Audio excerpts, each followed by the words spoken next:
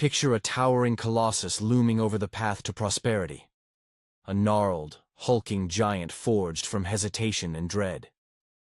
This is the beast that snarls at every dreamer, its shadow casting a chill over bold ambitions.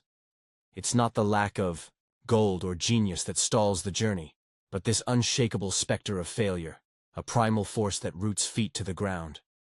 Yet this creature isn't invincible. It can be outwitted, not with brute strength, but with cunning, a handful of courage, a dash of defiance, perhaps a sly distraction to slip past its guard.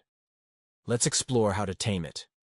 Centuries ago, a voice mused, the task half starts when the first steps dared. Flip the gloom of that old poet's lament, and a brighter truth emerges. Begin, and the work's half won. That initial stride, raw, unpolished, irreversible, often proves the steepest climb in any quest. Philosophers have long pondered this gap between thought and deed, one noting, vision abounds, but the leap to action is scarce. The mind teems with blueprints, yet the body balks, tethered by a chorus of doubts. Reasons to stall multiply like weeds in an untended garden. Voices of caution sprout everywhere, around the dinner table, in the break room, across polished conference desks. These naysayers, cloaked as pragmatists, thrive on sowing hesitation. They rarely shout failure outright. That would be too blunt, too easy to brush off.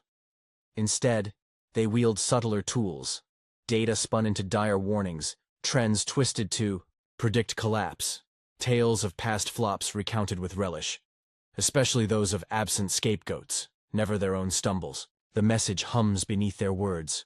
Resources are thin, the idea's been tested and discarded, the effort's not worth the spark, the timing's off.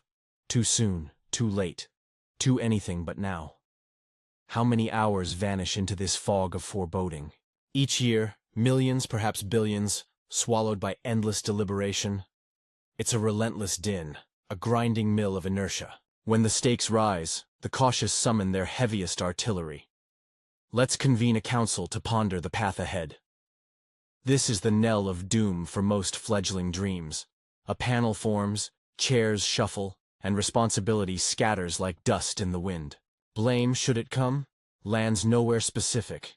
A neat trick dubbed shared duty in the jargon of commerce, though plainer tongues call it dodging the fallout. As a wry observer once quipped, a council is a trap where ideas wander in and waste away. Whether in a dorm room or a gleaming corporate tower, the result holds. Deliberation strangles momentum. Debate has its place, of course. A forge to sharpen plans or test their mettle. But it's a delusion to think it banishes risk. No amount of talk can pave a certain road. The hazards linger, unmoved by rhetoric. On a battlefield, leaders don't dither in committees. Swift calls, right or wrong, trump endless chatter. The same holds in quieter struggles. To linger in fretful indecision is to rust before the fight begins. Recognizing the beast of doubt is a start, but awareness alone won't slay it. Knowing must spark doing, as an old rhyme chides. To seize not to act, to speak's not to win. Only the blend of both gets it in. At its core, this fear splits twofold. First, the dread of faltering, disappointing kin, comrades, or oneself, perhaps with ruinous loss trailing behind. Second, the sting of that stumble laid bare for all to see. Most nod at this truth instinctively. It's why the quest for wealth draws seekers in droves. No one escapes this haunt entirely. Seasoned allies, sharp as they come, can spiral into loops of delay, tracing circles or dizzying mazes to dodge the decisive call. Let's charge, or let's retreat. Looking back, the safer routes, those cushioned by caution, often dim in regret beside the sharper thrill of a risk dared, even if it cratered. Take a tale from decades past. A young upstart pitched a wild notion to a silver-haired titan at a bustling retail chain. Call it Baxter's Emporium. The plan? A magazine touting the rise of pocket-sized gadgets. The elder, all courtesy and clout, waved it off. Who'd pay to read about those toys monthly? Colleagues echoed the refrain, and after weeks of waffling, the idea sank. Soon after, a rival, say Marcus Valtiera, launched Gadget Pulse, a hit that hummed with promise. Lacking funds to fan its flames, Valtierra sold a chunk to the wavering dreamer, who later flipped it for a hefty sum to a sprawling firm. The catch? That hesitation cost a cool $1 million back then. Millions more in today's coin. Blame the titans, drone of doubt, but the fault lay in yielding to it. So what of that first prong, letting others down, or oneself, with calamity in tow? The reply rings bold. Why flinch?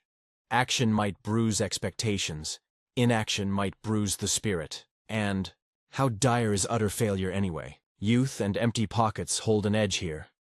Nothing staked, nothing lost, as a troubadour once crooned.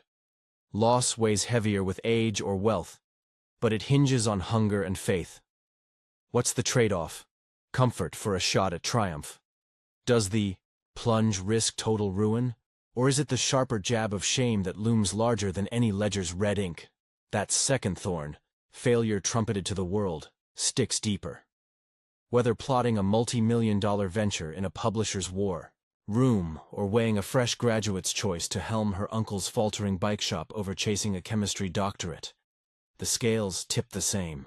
Neither path promises destitution outright, but the spotlight of scrutiny burns hotter on the public dare. A degree's fumble can fade into a shrug. It wasn't for me. While a shop's collapse plays out under neighbors' gazes, workers, whispers, rivals' smirks, and families' silent tally. That glare, not the wallet's hit, often freezes the bold. Consider a young woman. Let's name her Lena, torn between those fates. Her uncle's shop teeters. He's weary, urging her to take the reins. She sees untapped promise, online buzz, sharper ads, where he played it safe. Yet a doctorate gleams with prestige, a lab coat's quiet dignity. Time presses, he can't wait. Failure in the shop would echo loud, local tongues wagging, banknotes tightening. A stalled degree slips by unnoticed. She chose the lab, and the shop sold to a stranger. Years on, she thrives in science, content yet shadowed by a nagging what if. That public risk, the imagined jeers of a male-heavy trade, tipped her hand. She couldn't muster the cry. Let them scoff, I'll ride it out. Another echo rings from a generation past. A mother, sharp as a tack, brimming with verve that could have stacked fortunes. In her era, such ambition was a scandal. Neighbors' frowns, parents' gasps hemming her in. Success would have sparked envy. Failure, smug nods. Society boxed her to a pedestal, then a hearth, her wit outshining. Dim bosses yet bound by custom. She carved a solid life, not a rich one. Her spark dimmed by fear of upending the village cart. Today, she strolls country paths, a quiet titan who never claimed her crown. To conquer wealth, then, forge a shield. Not so thick it deafens sage counsel or severs bonds, but stout enough to deflect the snickers of flops and the grudges of wins.